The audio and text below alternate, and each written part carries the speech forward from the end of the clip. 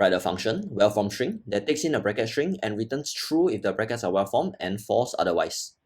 So here we only assume that these three kinds of brackets are used. A bracket string is well-formed if every open bracket has a corresponding close bracket and every close bracket has a corresponding open bracket. So over here we have some examples of well-formed strings. And in this case, every opening bracket has a corresponding and correct close bracket. And over here we have a non-well-formed string. So here, notice that this curly bracket is paired with a closing normal bracket. So this is not correct. And over here, everything is well-formed until we get to this curly bracket. So here, there's an additional opening curly bracket. So this is not well-formed. So here, the challenge would be to write this in one line of Python code. So do pause this video and take some time to give this a go before taking a look at the answer. So as I always say, before we can write a function in one line of code, we need to know how to write this function in multiple lines of code. And here I have a function in multiple lines of code. So if I run this, this will be true, true, true, and false, false, false, false. So these are all okay and these are all not okay. However, if we take a close look at this function, we will notice that this isn't very one-line friendly. So here we can't really convert this in one line, we can't really convert this in one line, and we can't really convert this into one line. So instead, let's try to write another multi-line function using recursion, and afterwards we'll convert that into one line. So first things first, I'm going to comment all of this out. So before we write any code, let's take a look at how our recursion will work. So here, let's define a recursive function. So define well-formed, I'm going to use WF. So WF will take in a string. And here, what we want is that we want our recursive function to take care of only one character. So let's say we have this string over here. So WF will take care of this character only. So WF s will be equals to something plus WF with the next string. So this. So here notice that this is missing from our resultant string, as this has already been processed over here. So next we need to figure out what goes inside here. And here we can have a stack. So S is equals to empty list. So this will be our stack. So what's going to happen is that we are going to maintain a stack. And open brackets go in, while close brackets make open brackets go out. And if there are any discrepancies, we know that is not well-formed. So using this string as an example, we have a stack. So let's say this thing is our stack. And at first we see this thing. And afterwards we see a normal bracket.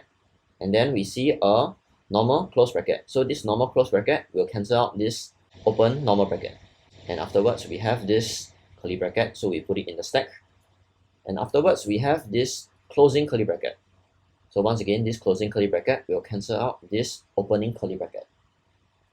And finally, we have this closing square bracket. And similarly, this closing square bracket will cancel out our opening square bracket. And at the end, we check if stack is empty. So here, let's say I have another string, so like that. So here there's a wrong bracket over here. And let's use a stack to check whether this works. So first we have this. And secondly, we have this, because the opening brackets go inside the stack directly. And next we have a closing normal bracket, which will cancel out this. And next we have an opening curly bracket, which we will simply add into the stack. And afterwards we have this closing square bracket. So notice that this and this does not match. So here we will know that this is not well-formed. So here with this in mind, let's define WF. And we have a string and we have a stack. So I'm going to call my stack is equals to empty list. And here let's start to write with our base case. So if string is equals to nothing, we simply return true. And next, we check for the first bracket in the string. So if string 0, which means the first character, is in our opening bracket, so this, and this, so let's get rid of the other three, we simply add it to stack. So stack dot append string 0, and we return well formed, so string minus our first character. So here we slice from 1 to the end, and here we have stack is equals to stack. So else, which means that this is a closing bracket, and else we'll check whether our bracket is same as the top of our stack. So here we have our top open bracket is equals to stack dot pop. So here pop will simply remove the top thing in our stack, and we have to check whether our opening bracket will correspond to our closing bracket. So if top open bracket is equals to a dictionary, and here we put our closing bracket, so string 0, which is our closing bracket. So here our closing bracket will be our opening bracket. Our closing square bracket will point to our opening square bracket, and our closing curly bracket will point to our opening curly bracket. So here, if this is the case, we know that there's nothing wrong with these two brackets, and we continue. So here we return wf string and 1 to the end, and similarly stack is equals to stack, and else we return false. So here let's run an example. So let's say s is equals to, so if I print wf and s, and if I run this, let's see what I get, we'll get true. And here if I remove this and I add a wrong bracket, let's see what happens, we get false. So here this false is from this line over here. However, if we have a missing bracket, I suspect that there may be an error. So this is true, so this is not correct, so we need to do something about it. And here we return the length of stack is equals to 0. So at the end we have to check whether our stack is actually equals to 0. And if we run this once again, we should get false. And if we have this, we should get true once again.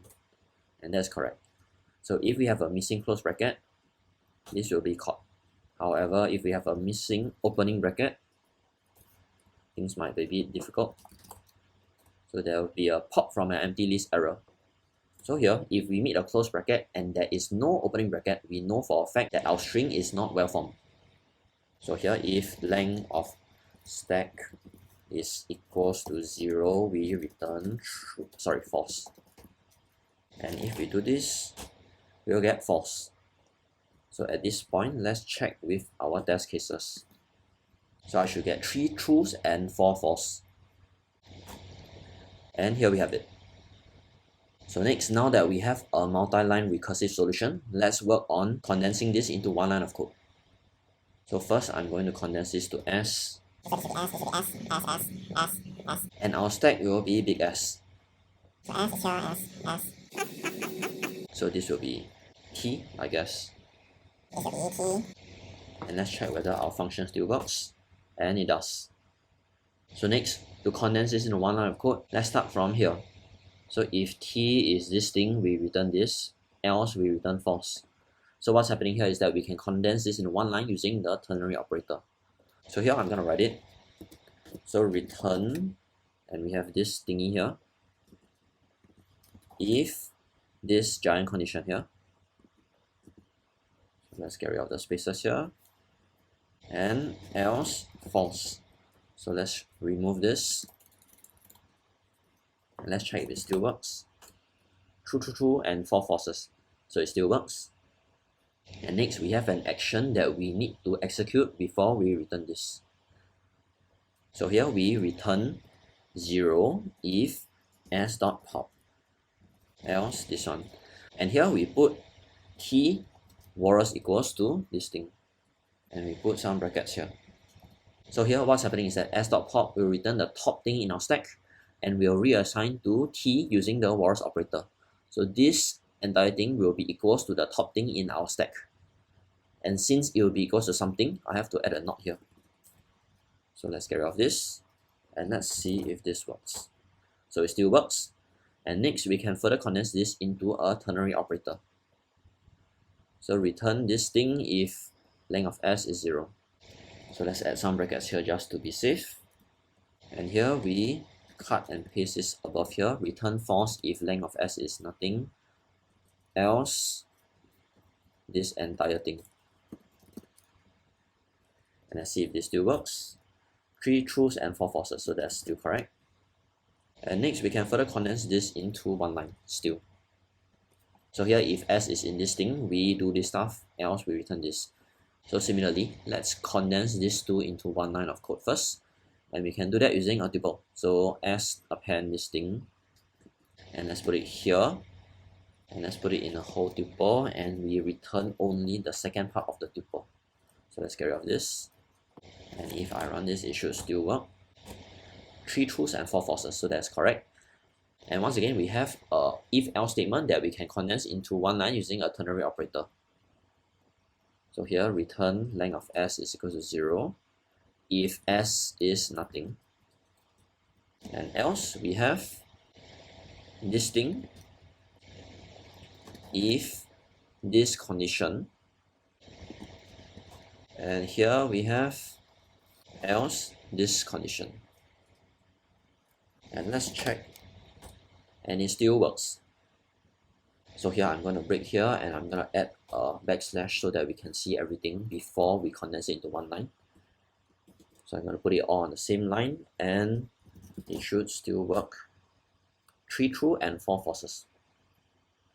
And next, we can simply put it here, and we remove all of the backslashes. And here, if we run this, we should still get 3 true and 4 falses. And here we have successfully solved this in one line of Python code. So once again, thanks for watching, and hopefully this was clear and easy to understand. See you in the next one.